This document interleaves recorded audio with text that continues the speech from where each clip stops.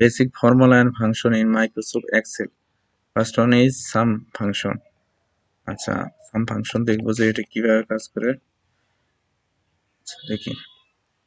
আচ্ছা, এটার কাজ হলো যে return summation of the value from J5 to J9, অর্থাৎ J5 থেকে J9 পর্যন্ত যতগুলো ভ্যালু আছে সবগুলোর যোগফল এই সাম ফাংশনের মাধ্যমে প্রকাশ করে। আচ্ছা, আমরা এটা এক্সিকিউট করে দেখি কি হয়। এক্সেলে গেলাম, এখন যাওয়ার পর আমি কি করলাম, সাম। এখন দেখো যে এখানে আমরা শুরু করছি সমান চিহ্ন দিয়ে, তারপর আমরা কি লিখবো, সাম লিখবো, যেহেতু এই ফাংশন কাজ। আর স্টার্টিং পয়েন্ট হচ্ছে J5 to J9। এই যে এই পয়েন্টটা হচ্ছে এটা হচ্ছে J5, এই যে এটা হচ্ছে 5। তার মানে কলাম হচ্ছে যে কলাম, আর রো হচ্ছে কি 5 নম্বর রো। তাহলে আমরা দেখি, তার মানে J5 থেকে J9 এটা লেখার পর আমি ইন্টার দিই। দেখো এই যে এই শুরু, এটা কি শেষ, এর মাঝখানে যতগুলো ভ্যালু আছে সবগুলো যোগফল আমাদের আছে কত, 1290। এই যে সামেশন ফাংশন কাজ, সাম ফাংশন কাজ। এরপর দেখি কি আছে।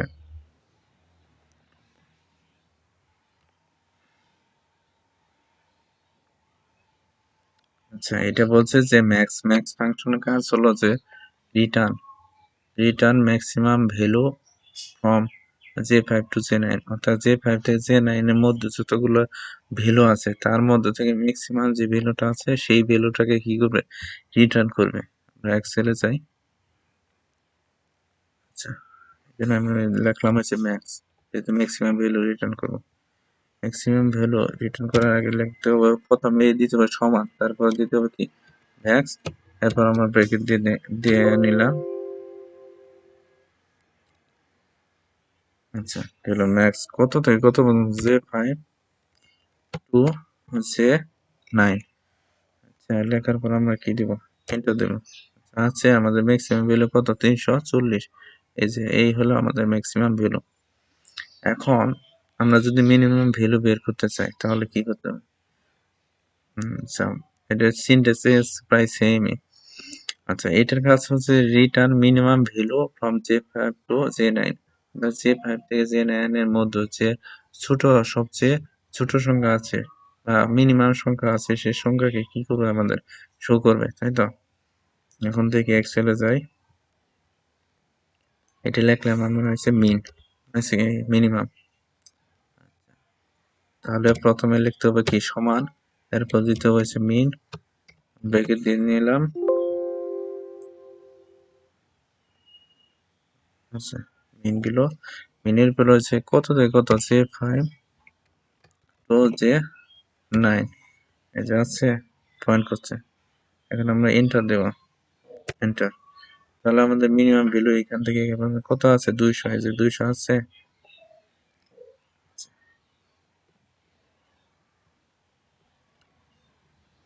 এরপর বলছে যে এভারেজ।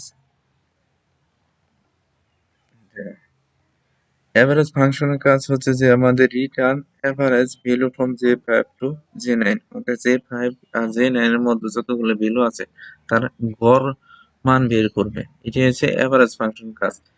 আচ্ছা, আমরা দেখি যে গড় মান আসে কিনা, তাই তো। আচ্ছা, আমরা এটা লিখলাম হচ্ছে এভারেজ। ওকে, দেন প্রথমে শুরু করবো কি দিয়ে, সমান চিহ্ন দিয়ে লিখবো যে এভারেজ। এই যে এখানে চলে আসে এই যে এভারেজ, এভারেজ।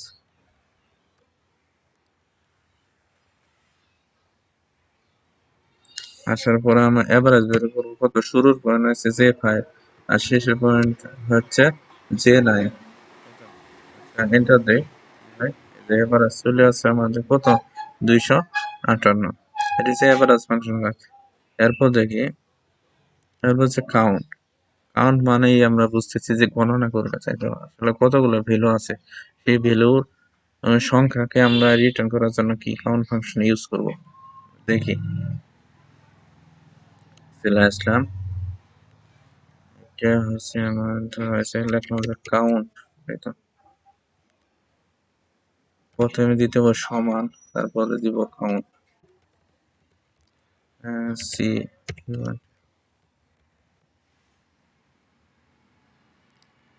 কাউন্টে আসার পর এইখানে লিখবো হচ্ছে আমার যে 5 to হচ্ছে 9 কতগুলো ভ্যালু আছে তাই তো? এই যে পাঁচ রিটার্ন করছে তাই তো? হচ্ছে 1 2 3 4 5 এই পাঁচটা ভ্যালু আমাদের রিটার্ন করছে। এটি হচ্ছে আমাদের কাউন্ট ফাংশন কাজ। এটা হচ্ছে এবিএস মানে হচ্ছে অ্যাবসলিউট ভ্যালু, মানে পরম মান বের করার জন্য আমার এবিএস ফাংশন ইউজ করতে হবে। তার পরবর্তীতে কি আছে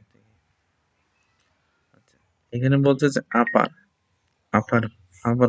আপার ফাংশন কাজ হচ্ছে যে return upper case of the text তাই তো? যে টেক্সট আছে যেমন হয়েছে আমরা চিন্তা করেছি যে ছোট হাতের এ থাকে তাহলে সেটা হয়ে যাবে কি ক্যাপিটাল লেটার এ তাই তো? এটাই হচ্ছে আমাদের আপার ফাংশনের কাজ। এখানে বলছে যে এইচ ফাইভ কত নম্বরে আছে দেখি, এইচ কলাম এইচ আর 5 হচ্ছে এটা রো তাই তো?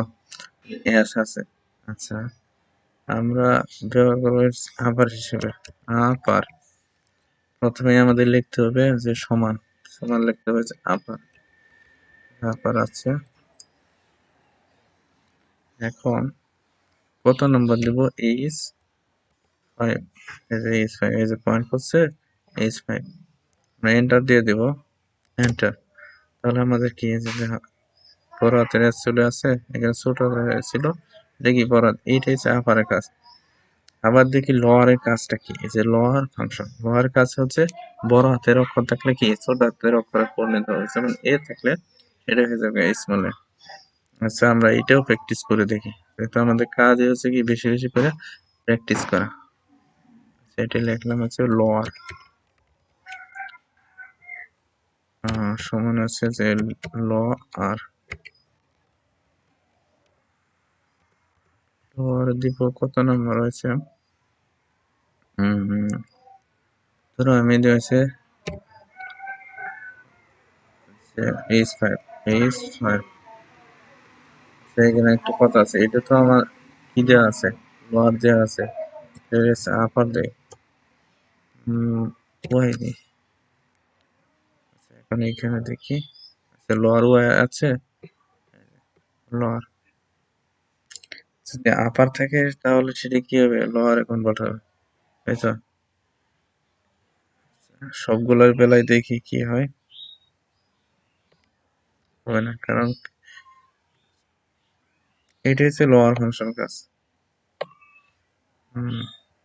হ্যাঁ এটার আছে, পরে কি আছে দেখি। আচ্ছা লাস্ট লাস্ট যে টপিকসটা আছে সেটা হচ্ছে ইফ ইলস ইন এক্সেল, মানে ইফ মানে কি যদি, যদি হয় যে এইখানে একটা উদাহরণ দিচ্ছে যে if H five is equal to S, যদি এইচ ফাইভ এর যে মানটা আছে তার মান যদি এস হয় তাহলে সেটা কি কি হিসেবে উল্লেখ করো, স্মল হিসেবে উল্লেখ করো। তার মানে হচ্ছে এটা আগে কন্ডিশন চেক করবে, তারপরে আমার আউটপুটে কি দেবে, স্মল। আচ্ছা আমরা প্র্যাকটিসে যাই, যেমন আচ্ছা এইখানে আসি।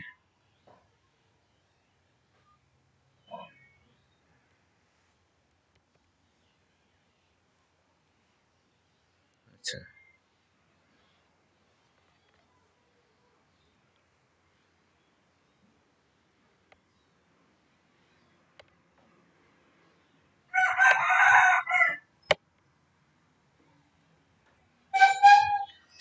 এখানে প্রথমে উল্লেখ করতে আমাদেরকে সমান, তারপরে দিব ই, এই যে এম এম আছে, এটা কয় number, H six H six আমাদের উল্লেখ রয়েছে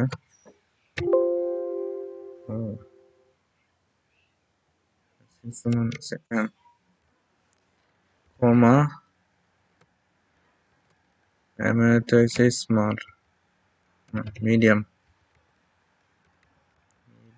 এম দিয়ে আমরা এন্টার দিয়ে দিই।